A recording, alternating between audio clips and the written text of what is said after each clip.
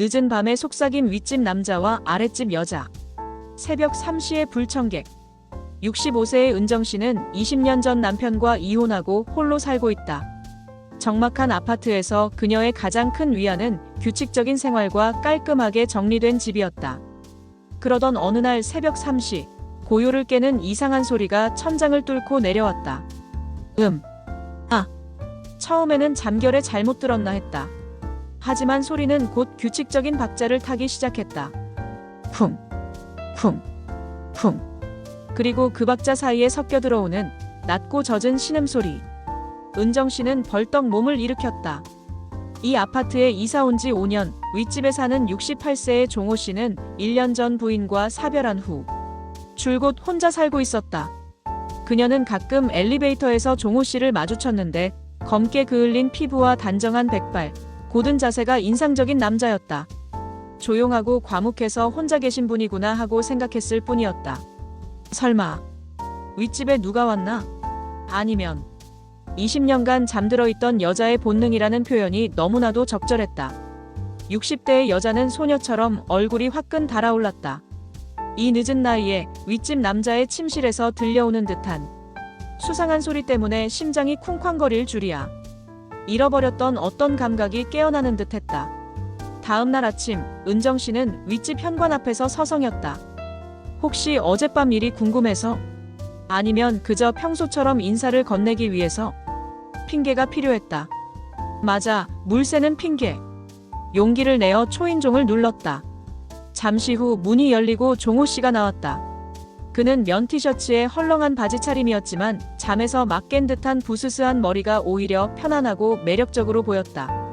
안녕하세요. 아랫집에 사는 김은정입니다. 아, 네. 무슨 일이십니까? 종호씨는 차분한 목소리로 대답했다. 혹시 댁에 물이 샌다거나 하진 않으세요? 제 집 화장실 천장에 아주 작은 물자국이 보여서요. 혹시나 해서요. 은정씨는 최대한 침착하게 말했다. 종호씨는 미간을 찌푸리며 고개를 갸웃했다. 글쎄요. 특별히 물을 많이 쓰거나 이상한 건 없었는데요. 하지만 혹시 모르니 제가 한번 확인해 보겠습니다. 들어오시겠어요? 어디 보자. 그의 집은 의외로 깔끔했다.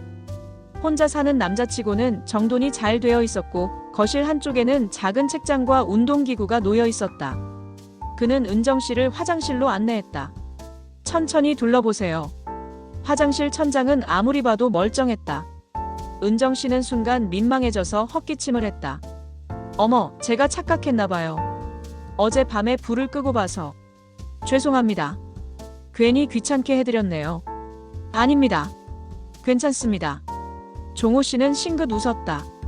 68세 섹시한 남자라는 은정씨의 머릿속 꼬리표가 더욱 강렬해지는 순간이었다. 그의 미소는 중년의 신사에게서 나올 법한 여유와 쓸쓸함이 섞여 있었다. 그런데 종호씨 댁은 밤에 혹시 운동이라도 하세요? 어제 새벽 3시쯤에 무슨 소리가 들려서요. 쿵쿵거리는. 은정씨는 끝내 궁금증을 참지 못하고 물었다. 종호씨의 얼굴이 살짝 붉어졌다. 그는 잠시 망설이더니 멋쩍게 웃었다. 아, 그게 제가 불면증이 좀 있어서요. 새벽에 잠이 안 오면 샌드백을 치거나 런닝머신을 뜁니다. 최대한 조심한다고 했는데. 죄송합니다. 많이 시끄러우셨죠? 샌드백. 하는 신음소리의 정체가 흠칫 소리를 내며 주먹을 휘두르는 소리였던 걸까? 은정씨는 실망스러우면서도 안도했다. 아닙니다. 괜찮아요. 저도 가끔 잠을 설치거든요. 이제 원인을 알았으니 괜찮아요. 이해합니다. 그날 이후 새벽 3시에 쿵쿵 소리는 은정씨에게 더 이상 불청객이 아니었다. 그것은 윗집 남자의 고독하고 뜨거운 운동 시간을 알리는 알람이었고 그녀는 침대에 누워 그 소리에 귀 기울이곤 했다. 엘리베이터가 멈춘 밤. 며칠 후 사건이 터졌다. 저녁 식사를 마치고 외출했다가 돌아온 은정씨는 아파트 현관에서 엘리베이터 점검 중 일하는 안내문과 함께 불이 꺼진 상태를 발견했다. 그녀는 7층에 살고 있었고 계단을 걸어 올라가야 했다. 아이고, 이 나이에 7층을. 무릎이야. 그녀는 천천히 계단을 오르기 시작했다. 3층쯤 올랐을 때 위에서 누군가 내려오는 발소리가 들렸다. 어둠 속에서 희미하게 보이는 실루엣은 윗집 남자 종호 씨였다. 어머, 종호 씨. 은정 씨. 퇴근하시는 길이세요? 종호 씨는 놀란 듯 멈춰섰다. 네. 엘리베이터가 고장이라니. 에구, 힘드네요. 그러게요. 제가 잠시 밑에 편의점에 다녀오는 길입니다.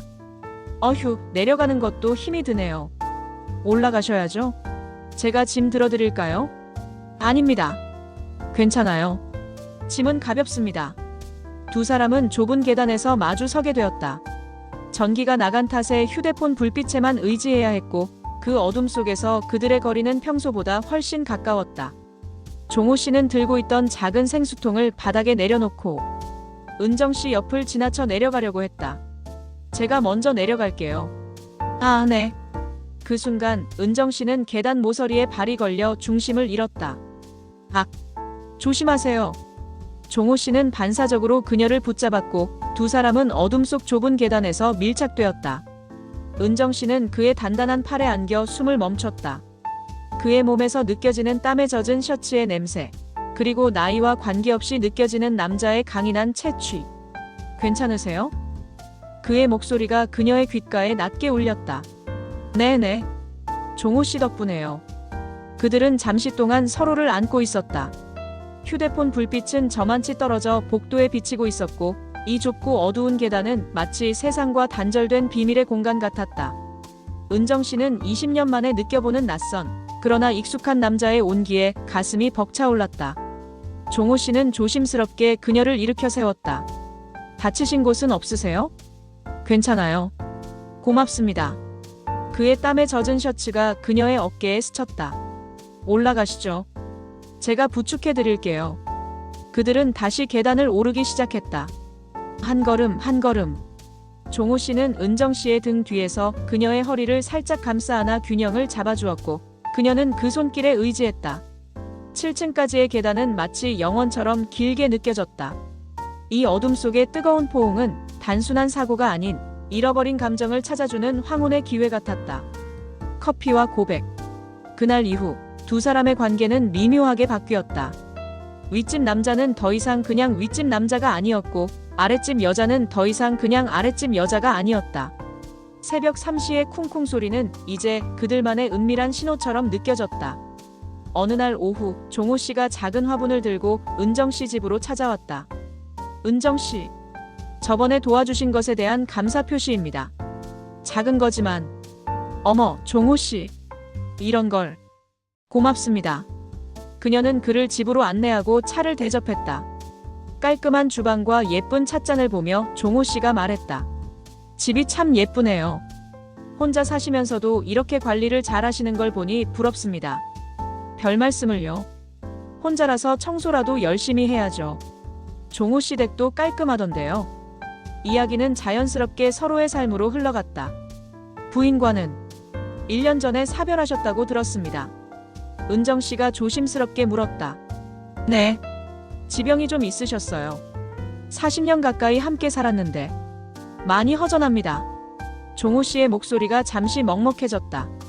은정 씨는? 저는 20년 전에 이혼했어요. 남편이 사업에 실패하고 많이 힘들었어요. 서로 상처만 주고받다가 결국 헤어졌죠. 은정 씨는 담담하게 말했다. 혼자 지내는 게 쉽지 않죠. 특히 밤이 되면요. 종호 씨가 고개를 끄덕였다. 맞아요. 그 새벽 3시에 운동하시는 소리가. 처음엔 놀랐는데 이젠 종호 씨가 운동하시는구나 하고 생각합니다. 종호 씨는 씁쓸하게 웃었다. 그 샌드백을 치지 않으면 잠이 안 와서요. 온몸을 지치게 해야 겨우 잠이 들거든요. 그들은 외로움이라는 공통의 언어를 발견했다. 황혼기에 접어든 두 남녀가 겪는 고독과 상실감, 그리고 다시 누군가와 연결되고 싶다는 깊은 갈망. 사실 엘리베이터 고장났던 날 종호 씨 팔에 안겨 있을 때 저도 모르게 마음이 뛰었어요.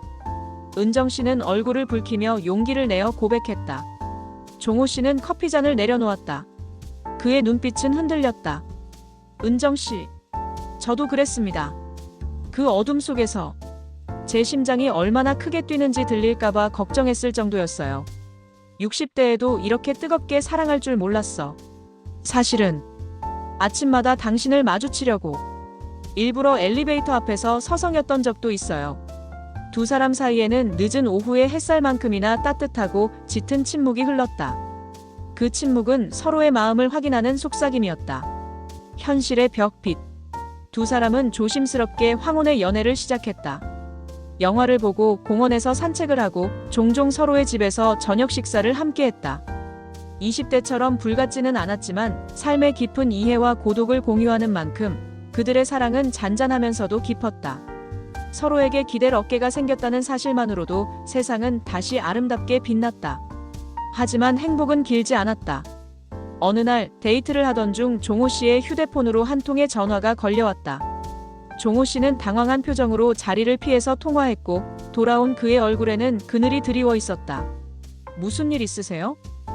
은정 씨가 걱정스럽게 물었다. 종호 씨는 한숨을 쉬며 고백했다. 은정 씨, 사실은 제게 좀 큰 문제가 있습니다. 그의 아내는 투병 생활 동안 많은 병원비를 남겼고 그 병원비를 마련하기 위해 종호 씨는 아파트를 담보로 대출을 받았다. 게다가 아내가 생전에 사업을 하던 지인의 빚보증을 서주는 바람에 그 빚까지 떠안게 된 상태였다. 집을 팔아도 빚을 다 갚을 수 있을지 모르겠습니다. 이 아파트에서 나가야 할지도 모릅니다. 종호 씨는 고개를 떨구었다. 은정 씨는 충격을 받았다. 그의 고든 자세와 깔끔한 옷차림 뒤에 이런 무거운 현실이 숨어 있었다니. 그녀의 가슴이 미어졌다. 종호 씨, 왜 저한테 미리 말씀 안 하셨어요? 말하고 싶지 않았습니다. 당신의 삶에 짐이 되고 싶지 않았어요. 저는 당신을 이제야 만났는데 제 처지를 알면 당신이 저를 떠날까봐 두려웠습니다. 이 나이에 빚더미에 앉은 남자랑 누가 연애를 하겠어요. 그의 눈에 눈물이 고였다. 은정 씨는 그의 손을 잡았다.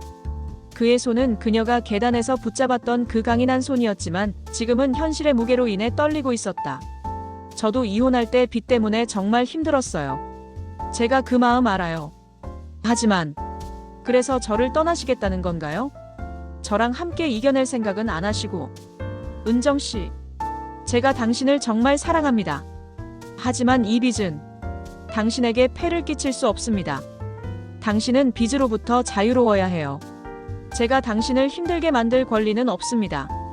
하지만 빚이라는 현실이 두 사람을 갈라놓는데 이 황혼의 사랑은 결국 젊은 날의 사랑처럼 물질적인 현실의 벽 앞에 무릎을 꿇어야 하는 걸까? 황혼의 약속. 며칠 후 은정 씨는 종호 씨를 자신의 집으로 초대했다. 그녀는 그의 손을 잡고 거실 소파에 앉았다. 종호 씨, 저도 돈이 많은 사람은 아니에요. 하지만 제 전 재산은 아니지만 제가 모아둔 돈이 조금 있어요. 은정 씨, 말도 안 됩니다. 제가 어떻게 당신 돈을... 종호 씨는 손사래를 쳤다. 제 말 끝까지 들어주세요. 제가 이혼하고 가장 후회하는 건 힘들 때 남편 옆을 지켜주지 못했다는 거예요.